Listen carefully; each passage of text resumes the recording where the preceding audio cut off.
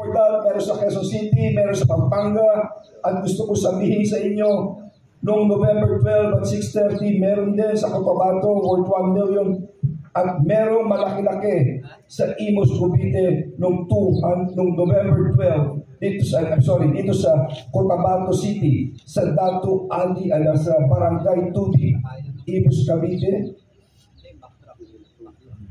Ang 37 kilos, ang halaga niya ay 251,600,000. Mga kasama, sa mga susunod na panahon, pagpasensyahan nyo na, but I will be demanding. I will be demanding an action on each and every regional police, provincial police, city police, hanggang sa baba.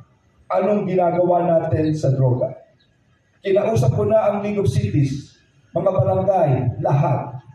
Sa barangay, alam nila on the lowest level kung sino mga drug pushers.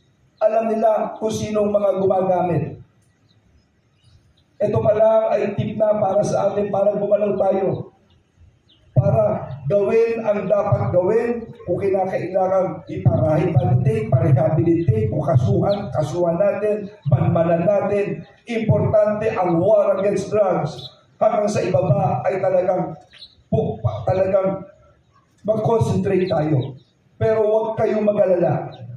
It's not only about supply reduction. On November 26, we will be having the BIDA. Buhay ay ingatan, droga ay ayawan. Tutulungan tayo ng komunidad.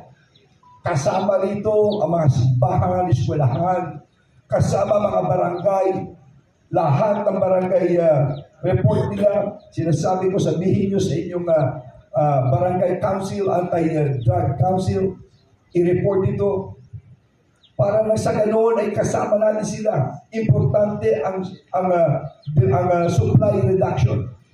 Dapat ang mga bata, yan ang target niya. Doon tayo magtuon ng gusto. Kaya huwag kayong mag-alala. We're going to launch this. Ang mga bata, pabayaan mo mag-marathon, tumakbo, mag-swimming, mag-arts, into music, as long as iwasan ang droga. We will not be